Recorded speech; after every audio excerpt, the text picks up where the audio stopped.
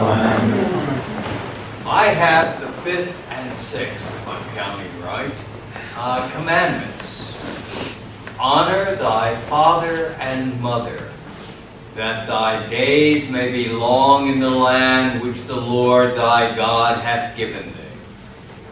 Thou shalt do no murder. Those are my two. When I was a boy in elementary school, everyone had to go see a movie. In fact, in the state of New York, I was told the regents closed schools so kids could go see it. It was called Ben-Hur. Have any of you ever heard of it? Raise your hand. Okay. Ben-Hur was an extravaganza, rather like, well, Father Paul is a little jealous of it, but it comes close, you know, and there's this scene of a chariot fight. But what I remember was there was this scene kind of at the beginning where Chuck Heston, who's the star, is going to his house. And you know how you have a doorway? He stops and there's this little box on the lintel and he kisses it. And it took me years to figure out what he was doing. The Jews, and there are two kind of, at least according to my son who's an expert on all things, two kind of little boxes. But one of them has the 10 Commandments in it. And so you reverence it. Not worship it, reverence it. And Ben-Hur kisses it. When I was training to be a marriage and family therapist, one of my supervisors had studied on a man by the name of Viktor Frankl. And he told us about him. Frankl was a psychoanalyst, trained, I think, under Freud. Knew all those guys. Like most of them, he was Jewish in Austria. And you know, as things got worse and worse with the Nazis, he said, "Dad," to his family, "let's get out of here." And his dad said no. And he listened to his dad. He and his whole family ended up in a concentration camp. And I think he was there 6 years. He lived. I don't believe anyone else in his family lived. And my supervisor told me that when he went home, the house was a shambles. And there was only one thing left. Kind of, you know, the door like this, and that little box. And the only part of the 10 Commandments that were left was honor thy father and mother. Now he went on to write a book, a great book, called Man's Search for Meaning. By the way, this isn't my talk, at least it isn't all of it, but Man's Search for Meaning. And he thought about his life in the concentration camp, where they took everything away from you. They could shoot you. Just come up to you and shoot you. And he said he used to watch the men, and I assume the women through the gates or whatever, go to the gas chambers. And he said all of them were different. Some of them were little Italians, you know, who would be looking at the guard saying, "If it's the last thing I do, I'll get you." You know, others would weep. That was me, by the way. The others would weep and cry and say, "Don't kill me." And others would walk with their backs straight, saying, "You can kill me, but that's all you can do." And so he said, the one thing all of us have is the ability to choose our attitude. People can take everything else away, but you choose your attitude. And to me, that is a very important lesson in life, which I frequently forget. But you know, we choose how we react to a situation.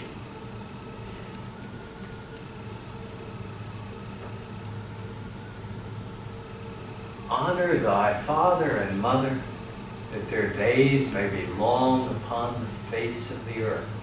You and I usually, when we read that, think about what I just told you, right? I mean, Frankel could have been angry at his dad. I probably would have, you know, that he left me, that he really made a mistake. He should have known better, and we should have gotten out of Germany or Austria. But you don't see that.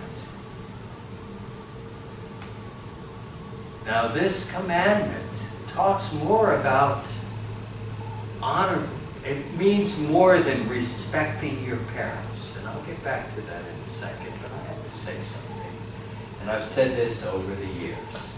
I've worked with people for nearly 50 years in counseling and things like that. Most of us, the majority of us, have parents who are good and noble.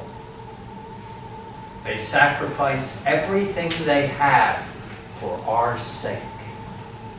The truth is, some don't. Some people have parents who are abusive. That's probably true of this camp right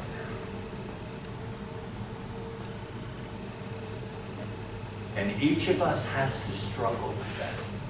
When you go down that aisle, you will see all sorts of pictures. The last picture is of a Jesuit who I met before I moved to Michigan. He was my spiritual director, and he said something very important. He said, no one grows as an adult until they learn to forgive their parents. Think about that, my friends. All of us have parents who have made mistakes. Those of us who are parents, we know the mistakes we've made. But if you want to grow to an adult, you have to learn to forgive your parents. Now, this commandment means more than that. That their days may be long upon the face of the earth. Before I studied counseling, you know, like most, I was a psych major, and so I had to take anthropology. I love anthropology.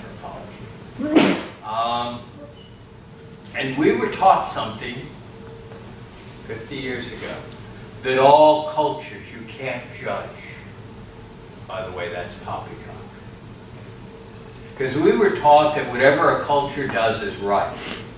That's poppycock. For instance, the Eskimos. You know, when Dad gets sick, what do you do with him?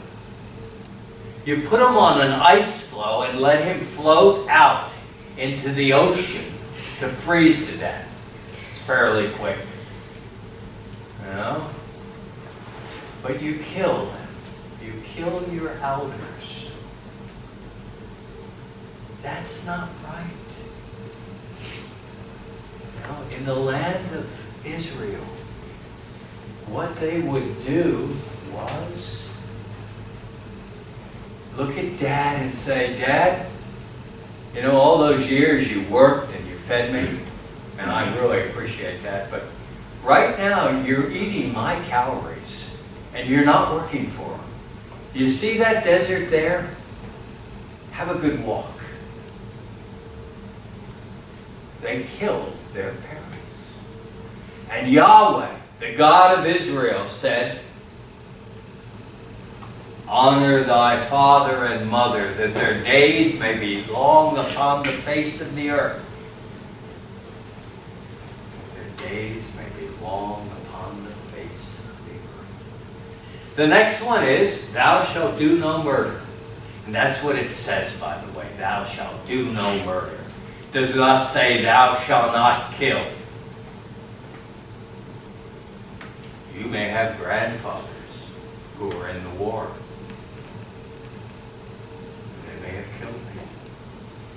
I know cops, my cops, who have had to kill people. And that's not good. But they had no choice. Now, I'll be honest with you. Everyone that I know who has had to take a human life is never the same. Never the same. Because they took a life. What I'm trying to tell you is that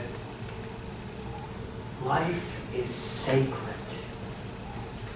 We don't have a right to kill our grandparents, especially now that I'm one. We don't have that right. We do not have the right to kill the unborn. We do not have the right to kill the weak, the sick, because life is sacred beyond all belief. And you may say, well, what about Grandma? She has cancer. How would you feel if she had a type of cancer and you let her die, and 2 days later you read in the paper that they now had a cure for that cancer? You'd feel kind of cruddy. The other part of it is that maybe, just maybe, and none of us like this, maybe we are called to suffer. Maybe we are called to be like Christ on the cross. That is not an image we like. Father Kelly talks about a parishioner he had in Pennsylvania who he went to visit. The guy had cancer and was in pain. And he said, how are you doing? I have this right, I hope. And the guy said, it isn't as bad as the nails. We don't have a right to take a life. We don't have a right to take our life because all life belongs to God. And all life is sacred.